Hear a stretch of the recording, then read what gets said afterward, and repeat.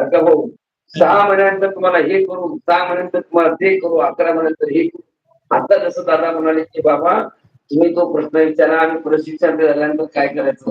दादा मला तो प्रश्न विचारत नाही. मी एका माणसाचे 18 वर्षापासून काम करतो. वयाच्या 34व्या वर्षी मला ही नोकरीचा जॉब निघाला. वयाच्या 18 वर्षापासून एका माणसापाशी सावकारपती काम करतो.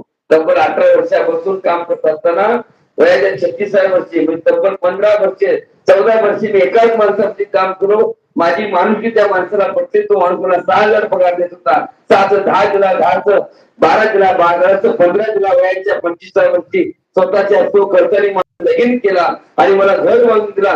तेवढ्यात मला गव्हर्नमेंटची नोकरी निघाली म्हणून मी ते माणसाला काम सोडून दिलं आणि उभ्या होईल मी त्या ठिकाणी नोकरी करण्यासाठी गेलो. आणि 6 महिन्यानंतर पुन्हा मला घरी बसणार जेव्हा त्या मालकाच्या दारात गेलो तेव्हा त्या मालकाने विकेवर धक्के मारून बाहेर काढून दिलं. हे तुमच्यामुळे मला प्राप्त झाले. आता माझ्या आयुष्याचं पुढं काय हे न शिकणार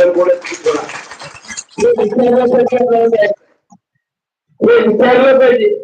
आणि हे विचारण्यासाठी सरकारच्या अंगामध्ये एखादा असेल तर संघटना मजबूत लागते. आता पंढरीच्या पांडुरंगाला वारी बघितली की वारी पांडुरंगा केव्हा भेटण्याची झालोपर्यंतची तुझ्या त्या परमात्म्याच्या भेटीची ओढ मनामध्ये निर्माण झाली. त्याला कोणी पत्र पासून नाही. आषाढी वारी 3 तारखेला या तरी तुम्हाला सांगावं लागतंय की बाबांनो चला प्रशिक्षणार्थी एकत्र व्हा, संघटित व्हा आणि आपल्याला येणाऱ्या काळामध्ये बघता बघता 3 महिने निघून गेले. आज 3 महिन्यामध्ये जेव्हा सांगलीमध्ये पत्र दिलं आणि त्यावेळेस कळलं मला की पूर्ण महाराष्ट्रामध्ये 2-2, 3-3 महिन्यापासून 6-6 महिन्यापासून तुमचा पगार होत नाही. मग एवढे तुम्ही झोपलात का नेतृत्व म्हणून काय मग पुन्हा महाराजांनी काहीतरी करणार तर मग आम्ही काहीतरी करणार करवत होतो. मग हे गट ते गट ते गट ते गट आता कुठला गट वगैरे काय राहिलं नाही. सगळी मंडळी एक आहे. तुमची करण्याची मानसिकता तुमचा चष्मा तो चांगला जर निळा चष्मा घातला तर निळा दिसेल, लाल घातला तर लाल दिसेल, पांढरा तुम्ही जसं बाकीच्या गोष्टी ना करण्यामुळे करण्यामुळे काम दौरा करण्यामुळे पाठीमागचं एकच कारण आहे. आता बघता बघता आम्ही सुरुवातीपासून जानेवारी म्हणजे 26 जानेवारी पासून आतापर्यंत तुमच्या या कामामध्ये सक्रिय आहे. 4 तारखेला तुमच्या सांगलीमध्ये 12 तारखेला मेळावा घेतला.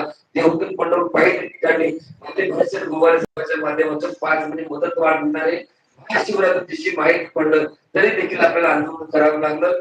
तोही भाग नव्हता. अंगाची ताकद दिसतं आंदोलनामध्ये गेलेला आहे. हा पगार दिसत म्हणजे नाश्त्यावरील चहावरील संपलेला आहे. रेल्वेच्या भाड्यामध्ये संपलेला आहे. कोपऱ्यावरती कुठं खाऊन पडून तो संपलेला आहे.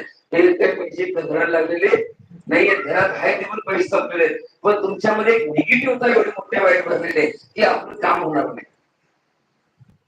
आजपर्यंत आपलं काम होणार नाही. बरोबर 6 महिन्याचं काम आपलं होणार नाही. हे डोक्यात फिट बसलंय. 100 रुपये स्टाफ वरती 500 रुपये स्टाफ वरती दिलं जाते. आम्ही आंदोलन करणार नाही, आम्ही मागणार नाही. आणि आम्ही कुठे आंदोलन करतोय. माझे 1,34,000 विद्यार्थी आहेत.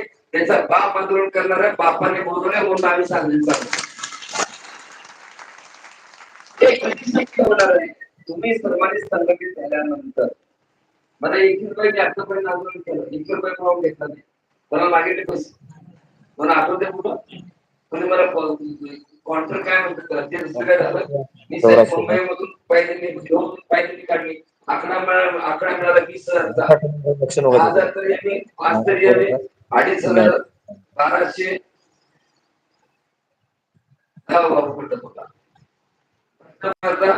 किंवा 25,000 विद्यार्थी किती संख्या किती 1,34,000 1,25,000 1,18,000 काय सांगते.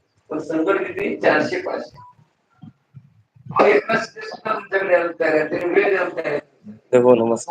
संख्याबळ नसेल तर त्यांचा कार्यक्रम आपण घ्यायचा कसं त्यांना बोलणार कसं आपल्या घरची काळ अंदाज सांगत असेल तर मी येणार आहे. आता आपल्याला म्हणतात नियोजित मध्ये वगैरे नव्हतं. पण मला जर आपल्याला काय म्हणायचं आहे की जर तुम्ही ताकद जर दिली तर मी जर समजा ठरवलं की बाबा आता माझा निर्णय काय हे तुमच्यापर्यंत पोहोचायला पाहिजे. पण माझे नंबर तुमच्या किती बाकीच्याकडे नाही आहे. त्याने प्रयत्न पण केला नाही. तुमच्याकडे आहे सर बाकीच्याकडे प्रयत्न पण केला नाही. हे नंबर घेण्याचा हे का गरजेचं आहे. अहो त्याचं काही घेणं नाही. अशा माणसाला आपण काही करतो असं काही घेणं नाही. त्याचा बड्डे साजरा करतो असं काही घेणं नाही की त्यासाठी वेळ